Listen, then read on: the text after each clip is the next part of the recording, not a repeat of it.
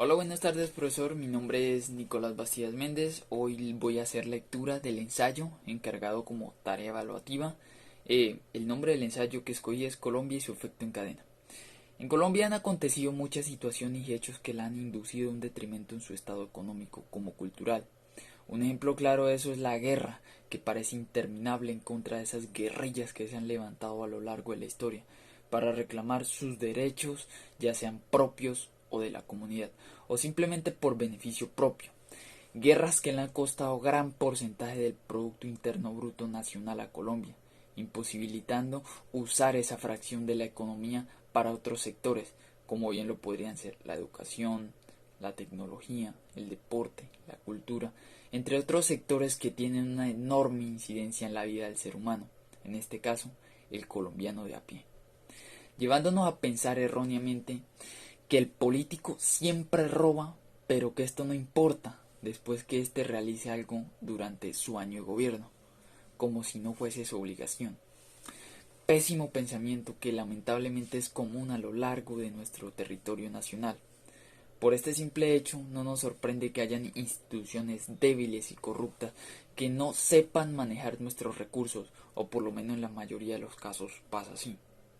Pero en este caso haría un especial énfasis en los recursos naturales, ya que sabemos, por lo visto en la clase, que cuando son manejados por una institución débil, estos más que una bendición pasan a ser todo lo contrario, es decir, una maldición, porque se genera una enorme corrupción generalizada. Ha de resaltarse que Colombia, por su enorme biodiversidad, tiene el deber de preservar estos bienes naturales, cosa que resulta muy difícil en el país de las mil maravillas, es decir, la corrupción, la destrucción del medio ambiente, el desempleo. No me importa si no es a mí a quien afecta. Y esto de verdad que es triste, porque ese respeto hacia el prójimo se ha perdido. Pero esto no significa que todo esté perdido.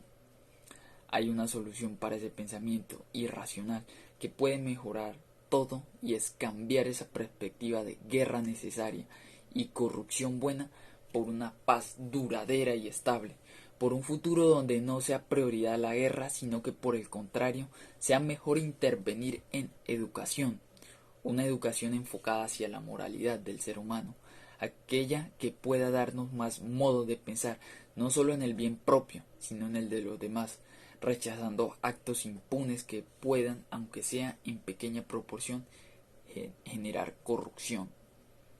Es importante resaltar que el estudio forjará un mejor futuro, y esto lo veremos resaltado en la gráfica vista en clase cuando hablamos del ingreso laboral promedio según los años de educación, puesto que nos presenta un índice de ingresos económicos cada vez mayor según sea más avanzada esa educación.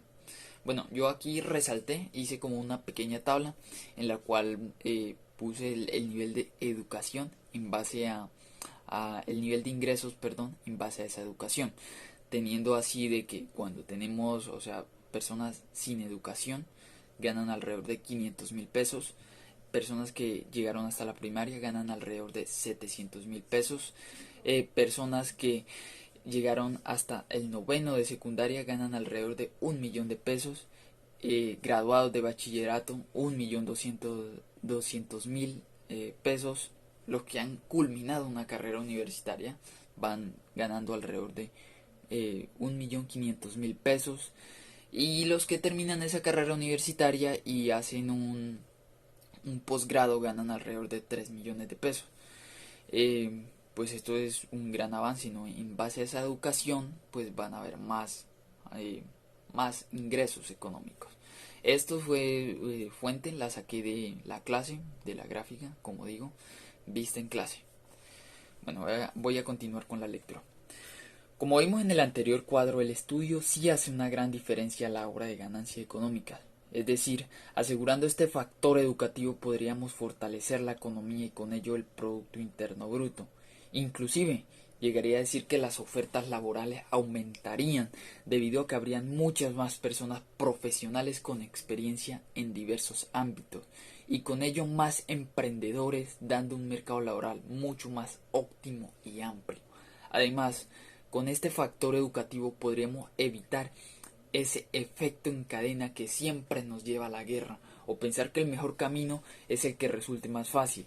Dejando esto atrás, podríamos empezar a ver unos colombianos más íntegros y con ellos una Colombia mejor para aquellos que han de venir, es decir, nuestros hijos, sobrinos o nietos. Muchas gracias, profesor. Esta es la lectura de mi ensayo.